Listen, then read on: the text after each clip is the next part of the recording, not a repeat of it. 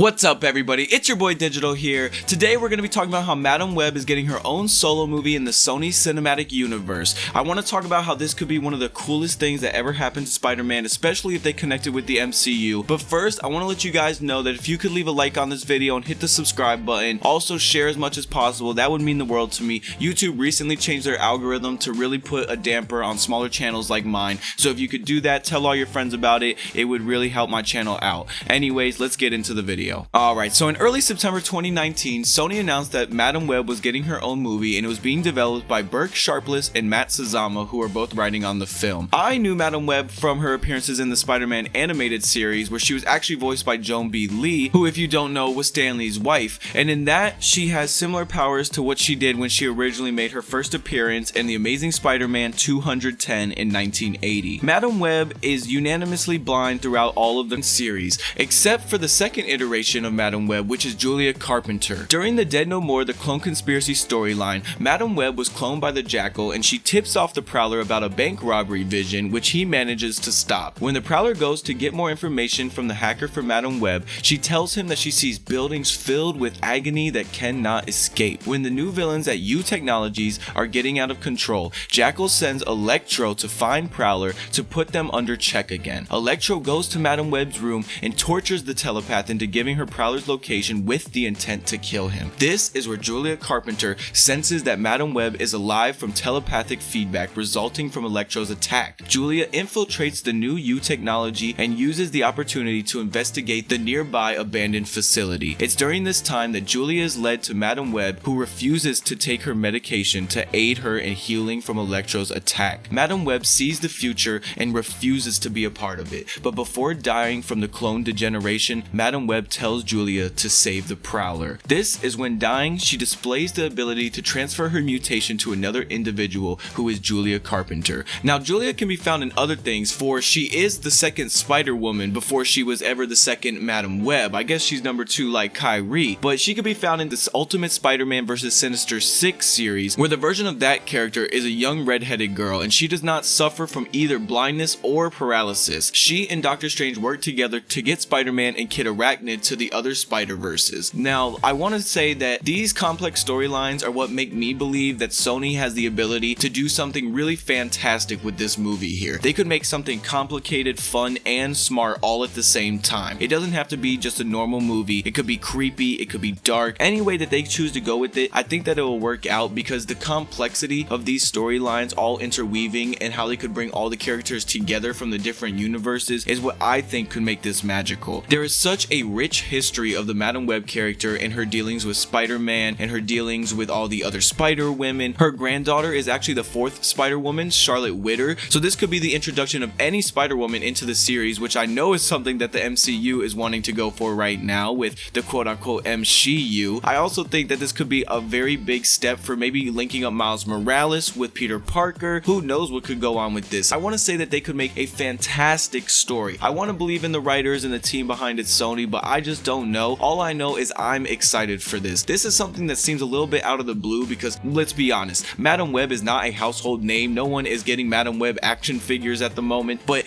I think that's something that could happen. If they get the right character, the right writers, and the right team behind it, this could be really, I think, a pivotal moment in this cinematic universe for both Marvel and for Sony. One thing that also leads me to believe that this is just going to be a huge moment is now that Disney has acquired Fox and they have the rights to the X-Men. I mean, Madam Web is a mutant, for God's sake. Like, that is literally just right there opening the door to everything. If she's a mutant, that means Sony and Disney have the mutants. Why not just connect them? I know money's probably going to get into the way eventually, and we're not going to be able to see this grand, vast idea that I have in my head come to fruition, but I'm really praying right now that we do. I think that this could be just huge, like I said earlier. I have some other theories in my head, and since it's so early in production, we don't really know anything about the story or who's even casted, so it's hard to make these predictions. But I know that in one series where Madam Web returns in a backup feature in The Amazing Spider-Man 600, she looks into the future only to see someone unraveling the web of fate, fearfully exclaiming, "They're hunting spiders." After that, she's attacked by Anna Kravinoff, who is, as you might know, Kraven the Hunter's sister. So when she's attacked by her and her mother Sasha, the pair incapacitate her and they claim, "We now have our eyes." Now this is where I know if Disney and Sony are as business savvy as I think they are, they could make an intelligent play right here. They could use Madam Web in the third Spider-Man movie. Since I theorized in my last video, which you should go check out, basically, I think Kraven the Hunter is going to be hunting down Spider-Man in Spider-Man 3. And so if that is the case, they could use her to intervene and somehow either help him escape that, or just in general change the destination of his fate and have the whole world not know who he is anymore. He could even change universes to a universe where Spider-Man was never outed by Mysterio and just totally rearrange the plot of that, because I don't know how they're going to go about having him in that universe now that he's known, because one of the biggest things about Peter Parker's identity is that he's not Peter Parker, he's Spider-Man. If the world knew that, he wouldn't be keeping those around him safe, and that I think will be the biggest complexity of the third movie, is how they're going to weave in MJ, Ned, and Aunt May and all have them play a pivotal role in helping Spider-Man overcome his challenges of being ousted, because his whole thing is not wanting to hurt the people around him with his new identity as Spider-Man. So what I think they're gonna do is take Madam Web, have her start intervening in some ways, help him escape Kraven the Hunter or the Sinister Six, whichever direction they think is best, and then I think boom, right there you have yourself a great plot.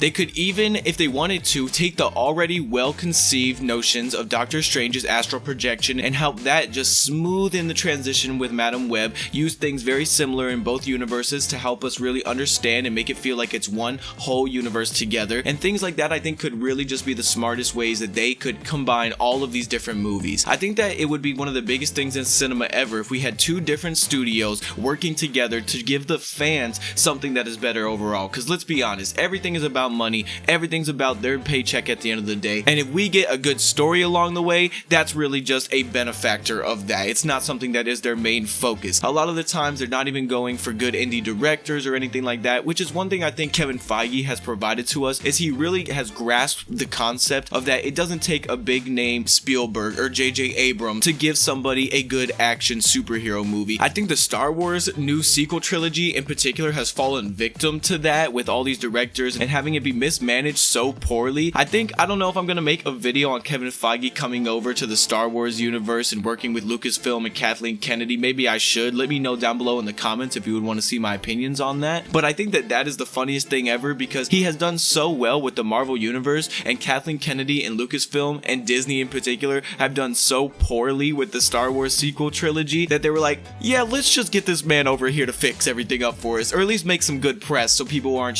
on us for the Rise of Skywalker, because even that is just that's a cluster. I don't even want to get into that. But no, I think I'm going to start wrapping it up there, guys. I think this Madam Web movie is really a sleeper. I think it's something that Sony's going to drop and it's going to blow up. That's just my opinion. I don't know if that's fact or fiction. I think everybody will have such interest in both cinematic universes at that time to where they'll want to go and see it. Obviously, it depends if there's too much studio involvement, if the writers mess up, if the casting is good. We could always get another Brie Larson as Madam Web, so that might just cause the movie to crash and burn. But if that's not the case, I really think this is something that might fly under everybody's radar, because I don't see too many big headlines about it at the moment besides the announcement. So I want to know what you guys have to think about the movie. Do you think, like I do, it's going to be a sleeper? Do you think it's just going to be a bomb? Let me know down below. Type out your comments. I would love to hear your thoughts and opinion on it. Are you interested in having the Marvel Cinematic Universe and the Sony Cinematic Universe crossover? Because I would love to see the Spider-Man Venom movie, like I said in my last video. And if Madam Web is going to have her hands getting dirty in the Spider-Man universe, I really think that would be interesting too. So like I said, let me know what you think down below. If you haven't, hit the subscribe button and don't forget to click the bell to get notified every single time that I upload. I'm trying to upload every week, if not more. So if you guys are interested in that, do what I just said and hit the bell right there. It really means the world to me, more than you know, the people who come back and show their love and support every day on my videos. Like always, it's your boy Digital Ark. I love you guys. I'll see you around next time.